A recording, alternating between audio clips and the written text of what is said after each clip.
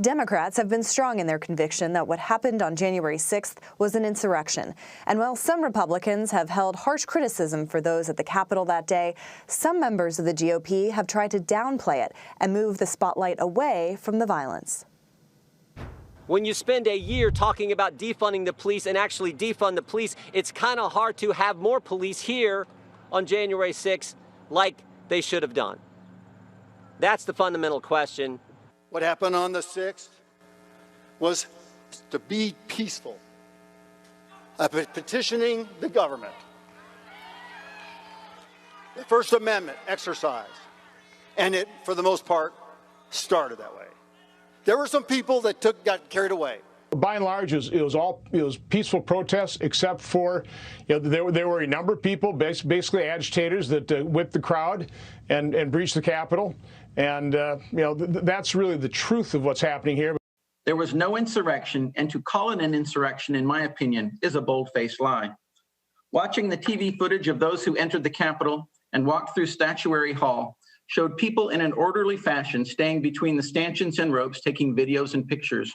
If you didn't know the TV footage was a video from January the 6th, you would actually think it was a normal tourist visit.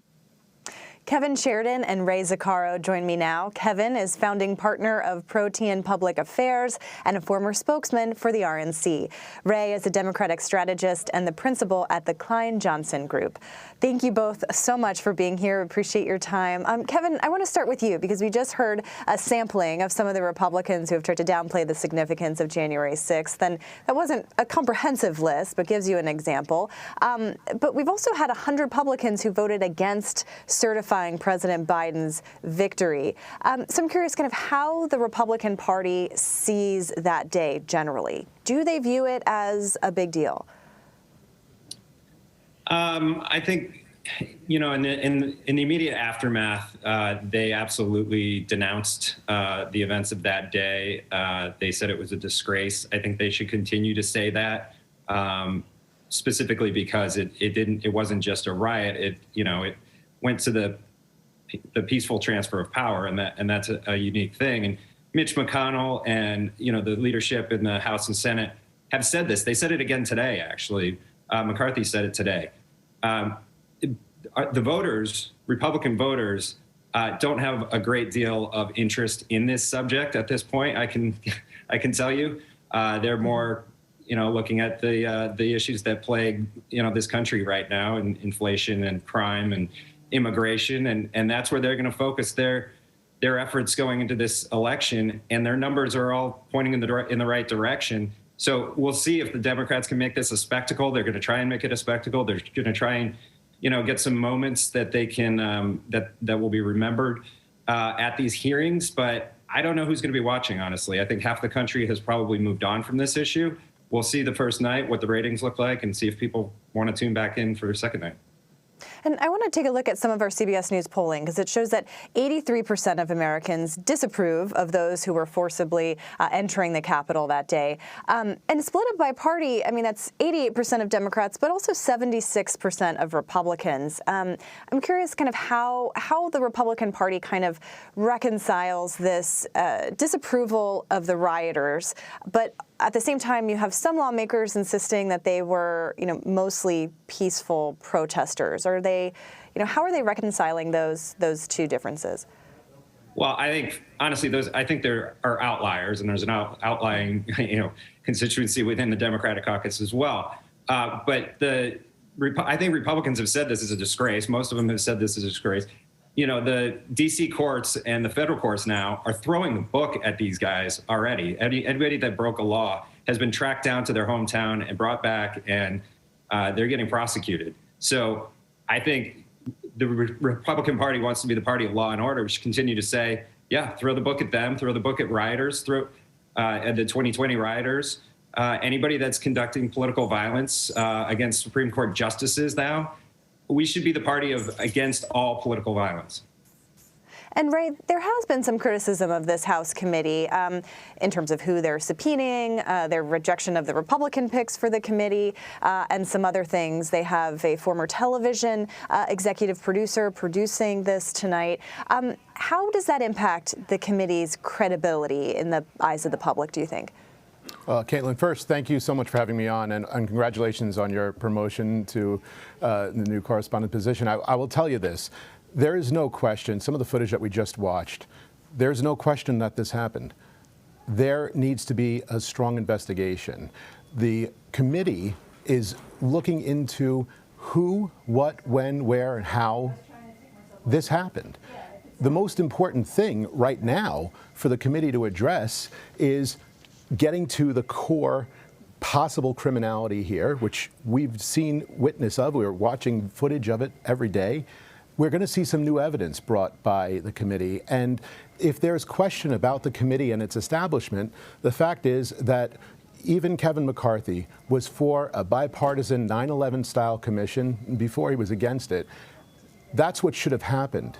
This committee is taking up the mantle and carrying the responsibility of investigating these crimes, of looking into this unbelievable attack, unprecedented attack on a democracy.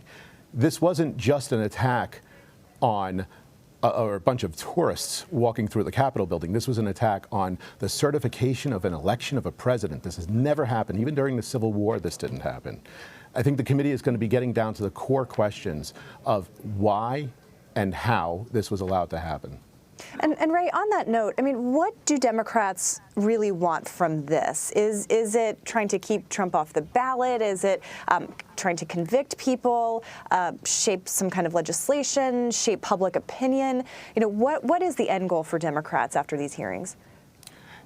You know, Caitlin, when Benjamin Franklin walked out of Independence Hall, he was famously asked, "What have you done in there?" And he said, "We've created a republic if you can keep it." I think that the members of this committee, a bipartisan committee, mind you, with Republicans who have put their own political fortunes at peril, serving patriotically and bravely on this committee, with people like Jamie Raskin, who in the face of unspeakable tragedy has continued to not only show up, but also to use his incredible legal acumen and brilliant constitutional understanding to determine where the legality here is, what we should be looking at for who's responsible and how this act was committed.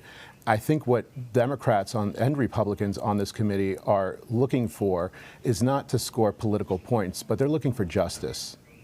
They're looking for answers. And I want to point to another aspect of our polling that I'm interested in thoughts from both of you, because according to this poll, 60% of Republicans still believe that there was widespread voter fraud in the 2020 presidential election, despite that there having been no evidence to support that. But as we're kind of talking about the lingering effects of this, I want to start with you, and Kevin, I'll start with Kevin. We're in primary season, as you know. Midterms are just around the corner. How much, for your party, should these items be taking up space? January 6th, the former 2020 election, former President Trump himself, they're all kind of players in the campaign in some way. How much should they be kind of the leading character? Very little. 2020 is behind us, and I think any candidate that's not talking about 2022, 2023 is making a huge mistake, and I don't think many of them are talking about 2020 anymore. Obviously, Donald Trump still does, but he's not on the ballot.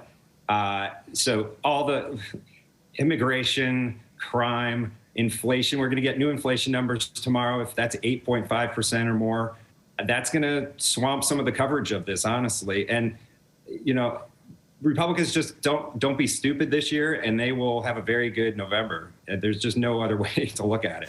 So they just need to focus on their core issues and move past 2020. And Ray, how about you? Is there any risk for Democrats for focusing too much on Trump? Look, Democrats are talking about what they need to be talking about on the campaign trail. They're talking about the bread and butter kitchen table issues, housing, healthcare, education, their own personal economics. However, this is a crucial and important topic to discuss because people have to determine if their elected officials, if the people that they're going to go vote for are on the right side of history or if they're siding with the people who are saying, don't believe your lying eyes.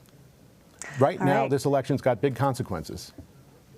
All right. Well, we will continue to watch these themes throughout the next several months. They'll be here before we know it, as it seems. Kevin Sheridan and Ray Zaccaro, thank you so much for being here. Thank you. Thank you.